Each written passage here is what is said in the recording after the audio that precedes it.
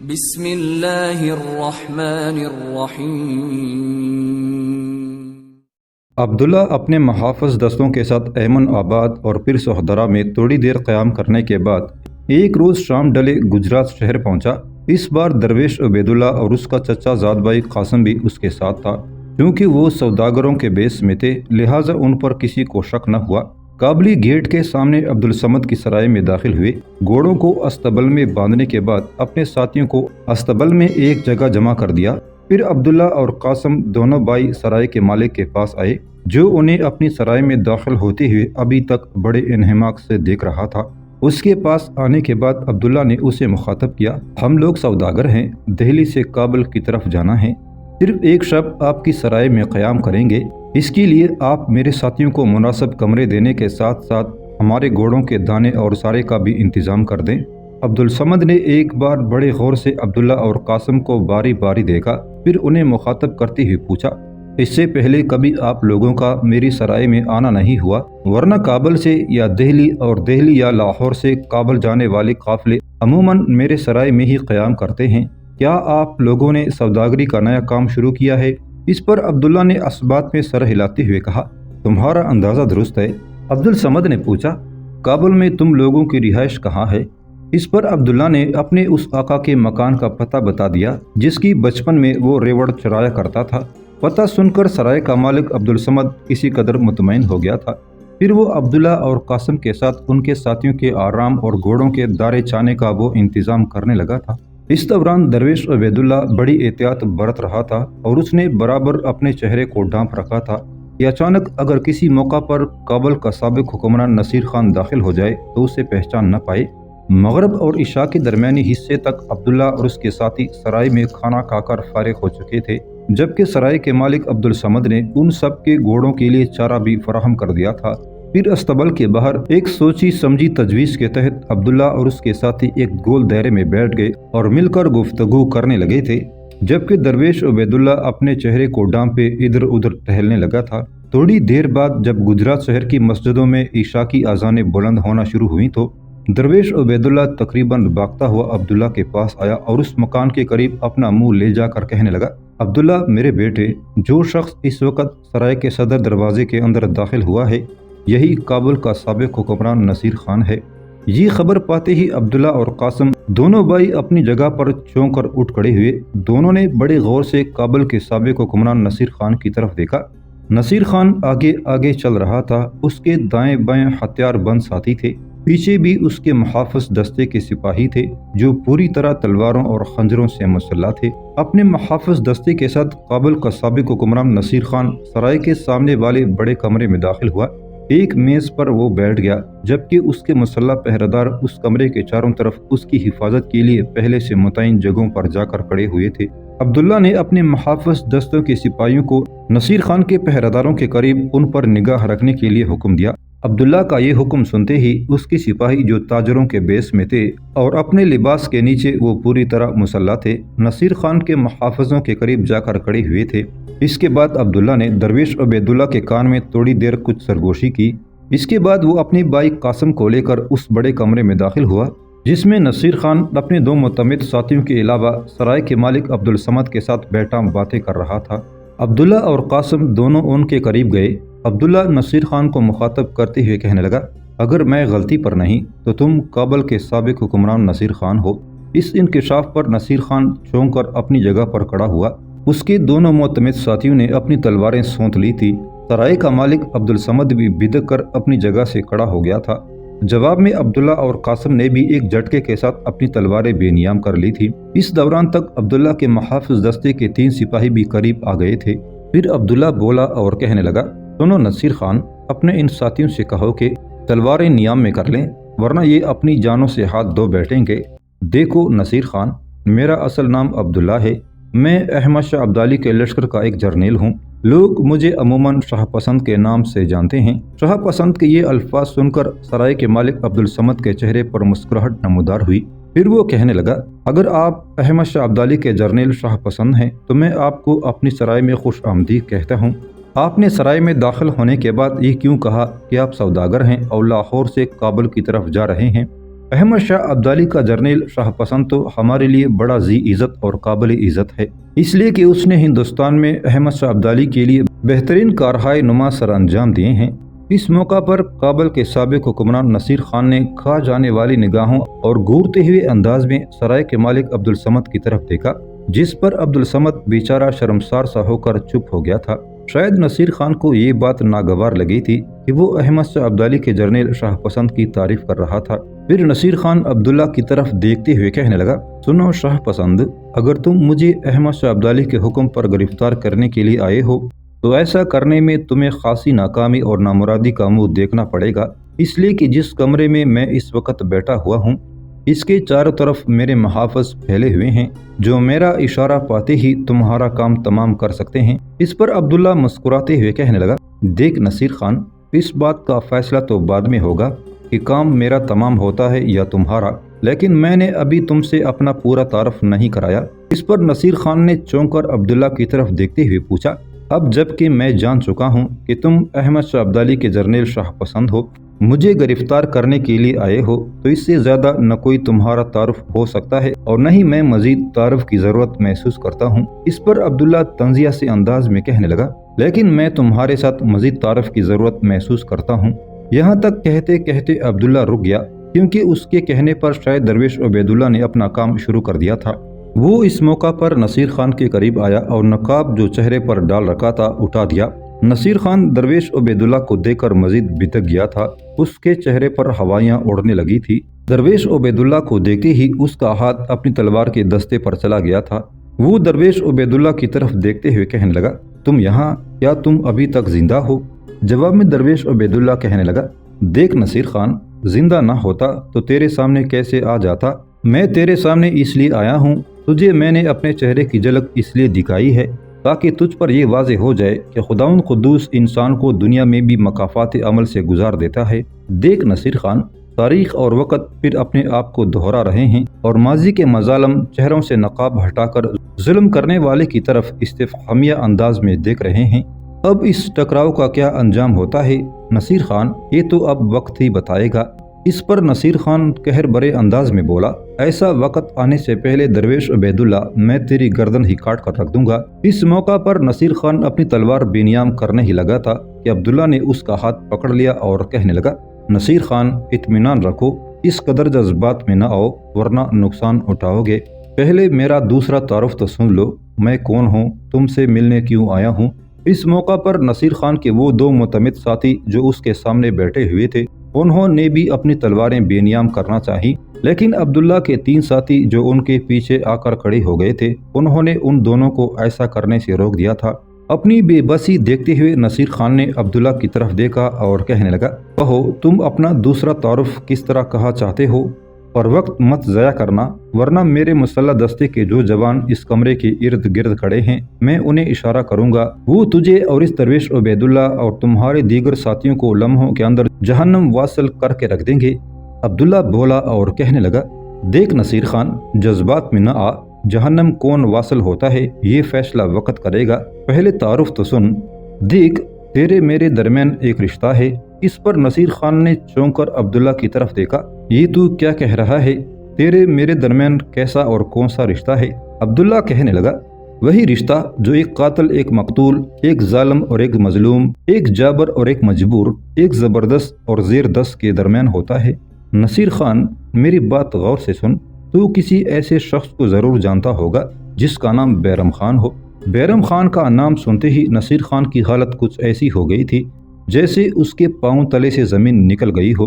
عبداللہ تھوڑی دیر تک اس کے چہرے کے تاثرات کا جائزہ لیتا رہا، دوبارہ بولا، دیکھ نصیر خان، بیرم خان کا نام سن کر تیرے چہرے پر ہوائیاں کیوں اڑنے لگی ہیں؟ مزید سن کے، میں اس بیرم خان کا بیٹا عبداللہ اور شاہ پسند ہوں جسے تو نے اس کی بیوی کے ساتھ قتل کر دیا تھا۔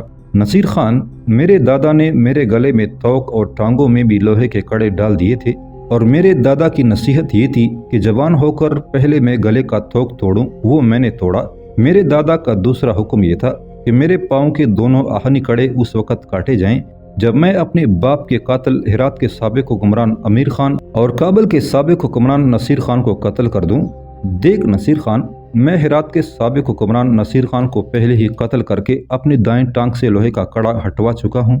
تو میری بائیں ٹانگ کی طرف غور سے دیکھ، اس پر ابھی تک لوہے کا کڑا ہے اور یہ اس وقت ہٹے گا جب میں تیری گردن ماروں گا۔ اس کے ساتھ ہی عبداللہ نے ایک جھٹکے کے ساتھ اپنی تلوار نکالی تھی۔ اس موقع پر نصیر خان بدک کر پیچھے ہٹ گیا تھا۔ اس کے دونوں معتمد اپنی جگہ سے اٹھ کھڑے ہوئے۔ انہوں نے جیسے ہی اپنی تلواریں بے نیام کرنا چاہی، ان کے پیچھے کھڑے عبداللہ کے محافظ حرکت میں آئے۔ اپنی تلواریں انہوں نے بلند کی، دونوں معتمدوں کی گردنیں کاٹ کر رکھ دی تھی۔ سرائے کے اس کمرے میں مرنے والوں کی چیخیں بلند ہوئی اور پھر خاموشی طاری ہو گئی تھی۔ اپنے دونوں ساتھیوں کے مرنے کی وجہ سے نصیر خان کچھ مزید پریشان دکھائی دے رہا تھا، تاہم اس نے اپنا بھرم قائم رکھنے کی خاطر عبداللہ کی طرف دیکھتے ہوئے کہنا شروع کیا، سن بیرم خان کے بیٹے، اس برم اس دھوکے میں مت رہنا کہ عبدالصمد کی سرائے میں تم میری گردن کاٹنے میں کامیاب ہو جاؤ گے۔ دیکھ، میں اب اپنے دستے کے سپاہیوں کو اشارہ کرتا ہوں، اس کے بعد تیرا کیا انجام ہوتا ہے یہ گجرات پر چھانے والی رات اور اس کی تاریکی انتہائی بے بسی اور لاچارگی سے دیکھے گی۔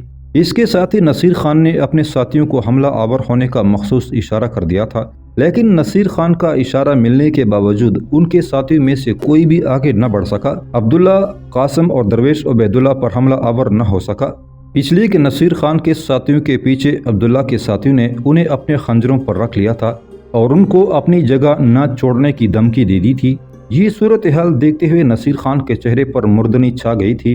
اس موقع پر عبداللہ نے پھر نصیر خان کو مخاطب کرتے ہوئے کہنا شروع کیا، میں پورے انتظام کرنے کے بعد عبدالصمد کی سرائے میں داخل ہوا تھا، اس میں شک نہیں۔ سرائے میں داخل ہونے کے بعد میں نے عبدالصمد سے جھوٹ بولا تھا کہ ہم سوداگر ہیں اور تجارت کی غرض سے کابل سے لاہور اور لاہور سے کابل آتے جاتے رہتے ہیں۔ اصل مقصد تجھ سے انتقام لینا تھا، اس لیے کہ ہمارے مخبروں نے خبر دے دی تھی کہ تو گجرات کے کابلی دروازے کے اندر کہیں رہتا ہے اور ہر روز عشاء کے قریب کابلی دروازے سے باہر عبدالصمد کی سرائے میں آ کر جوا کھیلتا ہے۔ دیکھ نصیر خان، تجھ سے انتقام لینے کے لیے میں نے کیسے تجھ پر نزول کیا۔ سن نصیر خان، اگر تیری گردن ہی کاٹنی ہوتی تو احمد شاہ ابدالی گجرات شہر کے اپنے حاکم کو بھی حکم دے سکتا تھا کہ تیری گردن کاٹ کر تیرا کٹا ہوا سر اس کے سامنے پیش کر دے، لیکن نصیر خان، میں نے عزم کر رکھا تھا کہ میں ہرات کے سابق حکمران امیر خان اور تیری گردن خود کاٹ کر اپنی ٹانگوں کو لوہے کے کڑوں سے بے نیاز کروں گا۔ نصیر خان، اب سنبھل، میں تجھ سے تیرے مظالم کا حساب لینے لگا ہوں، میں تجھ سے اپنے باپ بیرم خان کے قتل کا انتقام لینے لگا ہوں۔ اس موقع پر اگر تو کسی کو اپنی مدد کے لیے پکار سکتا ہے تو پکار۔ دیکھ، خدا پہلے ہی تیرے جیسے ظالموں کی مدد نہیں کرتا، اگر اس شہر میں تیرا کوئی سنگی ساتھی ہے تو اسے بھی بلا لے۔ نصیر خان انتہائی بے بسی سے عبداللہ کی طرف دیکھ رہا تھا۔ عبداللہ آگے بڑھا، اس کے آگے بڑھنے سے نصیر خان نے اس پر اپنی تلوار کا وار کر دیا تھا۔ عبداللہ نے اپنی ڈال پر نصیر خان کا وار روکا، اس کی تلوار بلند ہو کر جو گری تو نصیر خان کو پیٹ تک کاٹتی چلی گئی تھی۔ نصیر خان کی ایک ہولناک چیخ بلند ہوئی اور پھر اس کی لاش فرش پر گر گئی تھی۔ اس موقع پر باہر کھڑے پہرےداروں میں سے نصیر خان کا کوئی زیادہ ہی چاہنے والا پہرےدار حرکت میں آیا اور اس نے پوری قوت سے خنجر عبداللہ کو دے مارا تھا۔ وہ خنجر عبداللہ کی ران پر زخم لگاتا ہوا نکل گیا تھا اور جس نصیر خان کے محافظ نے خنجر چلایا تھا، اس کے پیچھے کھڑے ہوئے عبداللہ کے ساتھی نے اسی لمحہ اپنی تلوار حرکت میں لاتے ہوئے اس کی گردن کاٹ کر رکھ دی تھی۔ عبداللہ کی ران پر خنجر لگنے سے خون بری طرح بہہ نکلا تھا اور اس کا لباس رنگین ہونے لگا تھا۔ عبداللہ کے خنجر لگنے پر قاسم اور درویش عبیداللہ دونوں پریشان ہو گئے تھے۔ دونوں بھاگ کر آگے بڑھے۔ درویش عبیداللہ قاسم کی طرف دیکھتے ہوئے کہنے لگا، قاسم میرے بیٹے، تو خنجر نکال، میں بھاگ کر مرہم پٹی کا سامان لاتا ہوں۔ اس کے ساتھ ہی درویش عبیداللہ بھاگتا ہوا باہر نکل گیا تھا۔ اس موقع پر عبداللہ بلند آواز میں بولا اور اپنے محافظ دستے کے سپاہیوں کو حکم دیتے ہوئے کہنے لگا، نصیر خان کے سارے محافظوں کا خاتمہ کر دو۔ اس کے ساتھ ہی اس کی سپاہی حرکت میں آئے اور نصیر خان کے سارے محافظوں کا انہوں نے خاتمہ کر کے رکھ دیا تھا۔ اتنی دیر تک قاسم بھاگ کر آگے بڑھا، ایک جھٹکے کے ساتھ اس نے عبداللہ کی ران سے خنجر نکال لیا تھا۔ عبدالصمد بھی بھاگتا ہوا شاید اپنی سکونتی حصے کی طرف چلا گیا تھا۔ تھوڑی دیر بعد عبدالصمد اور درویش عبیداللہ اکٹھے ہی دوبارہ وہاں لوٹے۔ دونوں مرہم پٹی کا سامان اٹھائے ہوئے تھے۔ قاسم نے دونوں کا مرہم پٹی کا سامان دیکھا اور عبدالصمد کی طرف مسکرا کر دیکھتے ہوئے کہنے لگا، مرہم پٹی کا جو سامان عبدالصمد لے کر آیا ہے وہ زیادہ بہتر ہے، اسے ہی ہم استعمال کریں گے۔ اس کے ساتھ ہی عبدالصمد سے قاسم خان نے مرہم پٹی کا وہ سامان لے لیا اور وہ عبداللہ کے زخم پر مرہم پٹی باندھنے لگا تھا۔ جب قاسم مرہم پٹی سے فارغ ہوا اور عبداللہ کو لکڑی سے بنی ہوئی ایک کرسی پر بٹھا دیا، تب عبدالصمد عبداللہ کے سامنے آیا اور بڑی عاجزی اور انکساری میں کہنے لگا، شاہ پسند، میرے عزیز، میرے بیٹے، یہ مت خیال کرنا کہ میں اس نصیر خان کا کوئی چاہنے والا ہوں یا اس سے میرا تعلق یا رابطہ ہے۔ خدا کی قسم، میرا اس سے کوئی تعلق اور واسطہ نہیں کہ بس میری سرائے میں کبھی آتا ہے، تھوڑی دیر بیٹھ کر جوا کھیلتا ہے، اس سے زیادہ میرا اس سے کوئی رابطہ نہیں ہے۔ قسم خداوند کی، اگر مجھے یہ خبر ہوتی کہ یہ تمہارے باپ بیرم خان کا قاتل ہے اور تم لوگوں کو یہ مطلوب ہے، تو میں خود اس ظالم کے بچے کی گردن کاٹ کر احمد شاہ ابدالی کی خدمت میں اس کا سر روانہ کر دیتا۔ یہاں تک کہنے کے بعد عبدالصمد جب خاموش ہوا تو عبداللہ، جس کے ران پر زخم کی وجہ سے ہلکا ہلکا کرب نمودار ہو رہا تھا، زبردستی مسکراتے ہوئے کہنے لگا، عبدالصمد، تمہیں اپنی صفائی میں کچھ کہنے کی ضرورت نہیں ہے۔ میں جانتا ہوں کہ آپ کا اس سے کوئی تعلق نہیں ہے، اس لیے کہ جب میں نے نصیر خان پر ظاہر کیا تھا کہ میں احمد شاہ ابدالی کا جرنیل شاہ پسند ہوں تو تم خوش ہوئے تھے اور میری تعریف شروع کی تھی۔ یہ تعریف نصیر خان کو نہ بھائی تھی، اس نے تمہاری طرف گور کر دیکھا، جس کی وجہ سے تم بیچارگی کا اظہار کرتے ہوئے چپ اور خاموش ہو گئے تھے۔ تمہارے اس انداز نے ہی عبدالصمد مجھ پر ثابت کر دیا تھا کہ تم میرے دشمن نہیں ہو۔ مطمئن رہو، ہم تم سے کوئی تعارض نہیں کریں گے۔ عبداللہ کا یہ جواب سن کر عبدالصمد خوش ہو گیا تھا اور آگے بڑھا اور عبداللہ کی پیشانی پر ایک بوسہ دیتے ہوئے کہنے لگا، شاہ پسند، جو الفاظ آپ نے میرے لیے استعمال کیے ہیں، قسم خداوند کی، یہ ایسے ہیں جن کی قیمت ادا نہیں کی جا سکتی۔ میں بے حد خوش ہوں کہ آپ نے مجھ پر شک نہیں کیا، اس لیے کہ میں ان لوگوں میں سے نہیں جو احمد شاہ ابدالی سے غداری کر سکتے ہیں۔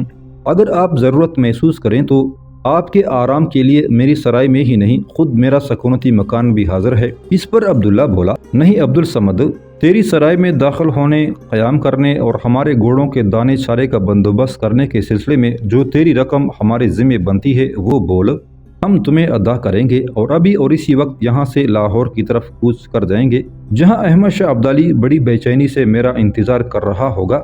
اس پر عبدالصمد بڑی انکساری، بڑی عاجزی میں بولا اور کہنے لگا، کیا ایسا ممکن نہیں؟ آپ لوگ آج کی رات میری سرائے میں معزز مہمانوں کی حیثیت سے گزاریں۔ قسم خدا کی، اپنی سرائے میں تم لوگوں کی خدمت کرنا میں اپنے لیے سعادت مندی جانوں گا۔ اور ہاں، آپ نے جو کہا کہ آپ کے سرائے میں قیام اور گھوڑوں کے چارے کے کیا اخراجات بنتے ہیں، تو اس کے لیے گزارش کروں کہ ان خدمات کی عوض اگر میں آپ سے کوئی معاوضہ لوں تو مجھ پر حرام ہوگا۔ عبداللہ تھوڑی دیر تک خوشکن انداز میں عبدالصمد کی طرف دیکھتا رہا، پھر کہنے لگا، عبدالصمد، میرے بزرگ، تیری مہربانی، تیرا بڑا شکریہ کہ تو ہمارے ساتھ ایسا سلوک، ایسا رویہ رکھ رہا ہے۔ دیکھ، اگر میرے پاس وقت ہوتا تو میں ضرور تیری سرائے میں اپنے ساتھیوں کے ساتھ قیام کرتا، لیکن میرا واپس جانا انتہائی ضروری ہے۔ اس پر عبدالصمد بولا، شاہ پسند، میں دیکھتا ہوں کہ تمہاری ران کا زخم کافی گہرا ہے اور یہ تمہیں گھوڑے کی پیٹھ پر لاہور تک سفر نہ کرنے دے گا۔ اگر تم آج ہی رات اپنے ساتھیوں کے ساتھ گجرات سے لاہور سفر کرنے کے لیے بضد ہو تو اس کے لیے میں تمہیں اپنی ذاتی بگی دیتا ہوں، جس میں تم آسانی سے لاہور تک سفر کر سکو گے۔ اس پر عبداللہ جٹ بولا، میں ایک شرط پر تمہاری بگی قبول کرنے کے لیے تیار ہوں۔ عبدالصمد عبداللہ کی طرف دیکھتے ہوئے پوچھنے لگا، کیسی شرط؟ عبداللہ نے کہا، شرط یہ ہے کہ تم ہم سے بگی کی قیمت وصول کرو۔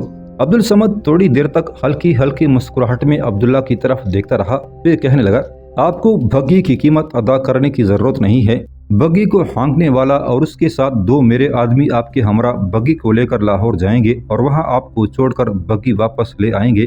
کہیے یہ کیسا رہے گا؟ اس پر عبداللہ کہنے لگا، اگر تم زحمت محسوس نہ کرو تو یہ ٹھیک ہے، اور تمہارے ایسا کرنے سے بھی میں تمہارا انتہا درجے کا مشکور ہوں۔ اب تم سب سے پہلا کام یہ کرو کہ ہمارے لیے بگی کا بندوبست کرو، اور اگر اس وقت کسی آہنگر کا انتظام کر سکو تو اس کے لیے بھی میں تمہارا شکر گزار ہوں گا۔ اس پر عبدالصمد استفہامیہ سے انداز میں عبداللہ کی طرف دیکھتے ہوئے پوچھنے لگا، شاہ پسند، رات کے اس وقت تم آہنگر سے کیا کام لوگے؟ اس پر عبداللہ اپنی بائیں ٹانگ آگے پسارتے ہوئے کہنے لگا، میری اس ٹانگ کی طرف دیکھو عبدالصمد، اس میں لوہے کا ایک کڑا ہے، ایسا ہی کڑا اس سے پہلے میری دائیں ٹانگ پر بھی تھا، اور ان دونوں کڑوں سے رہائی حاصل کرنے کی شرط یہ تھی کہ میں اپنی ماں باپ کے دونوں قاتلوں کو قتل کروں۔ پہلا قاتل ہرات شہر کا سابق حکمران امیر خان تھا، جسے میں نے قتل کر کے اپنی دائیں ٹانگ کو آہنی کڑے سے نجات دی، اب میں تمہارے سامنے دوسرے قاتل یعنی نصیر خان کو قتل کر چکا ہوں۔ اس پر عبدالصمد کہنے لگا، میری سرائے کے باہر ایک چھوٹا آہنگر بیٹھتا ہے، وہ گھوڑوں کی نعل بندی کا کام کرتا ہے۔ گجرات شہر کا وہ مانا ہوا آہنگر ہے، میری سرائے کے پچھواڑے میں ہی رہتا ہے، ابھی اسے بلاتا ہوں، وہ اوزار لے کر آتا ہے اور آپ کی ٹانگ کے اس کڑے کو کاٹ دے گا، ساتھ ہی میں بگی کا انتظام کرتا ہوں۔ اس کے ساتھ ہی عبدالصمد وہاں سے ہٹ گیا تھا۔ تھوڑی دیر بعد سرائے کا مالک عبدالصمد آہنگر کو لے آیا۔ شاید راستے میں عبدالصمد نے اسے کام کی نوعیت سمجھا دی تھی۔ اس نے اپنی چھوٹی سی آئرن رکھی، عبداللہ کی ٹانگ کو پکڑ کر لوہے کا کڑا اس نے آئرن پر رکھا، پھر اس نے وہ کڑا اپنی چند ہی ضربوں سے کاٹ کر رکھ دیا تھا۔ لوہے کا کڑا کٹنے کے بعد عبداللہ اپنی جگہ پر اٹھ کھڑا ہوا، اپنے لباس کے اندر سے چند سکے نکال کر اس نے اس آہنگر کو تھمائے۔ اس پر عبدالصمد اعتراض کرتے ہوئے کہنے لگا، ان کی کیا ضرورت تھی، میں خود ہی ادا کر دیتا۔ عبداللہ مسکراتے ہوئے کہنے لگا، عبدالصمد تم شاہ پسند کے کہاں کہاں کام آؤ گے، بس یہ کرو کہ بگی تیار کرا دو تاکہ ہم یہاں سے کوچ کر جائیں۔ تھوڑی دیر بعد عبدالصمد عبداللہ کے سارے ساتھیوں کے ساتھ واپس آ گیا تھا۔ پھر عبداللہ کے کہنے پر اس کے محافظ دستے کے سپاہیوں نے استبل سے گھوڑے نکالے۔ عبداللہ عبدالصمد کے ساتھیوں کے ساتھ بگی میں بیٹھ گیا۔ عبدالصمد نے سب کے ساتھ مصافحہ کیا۔ اس کے بعد عبداللہ، قاسم اور درویش عبید اللہ اپنے سارے ساتھیوں کے ساتھ گجرات سے لاہور کی طرف کوچ کر گئے تھے۔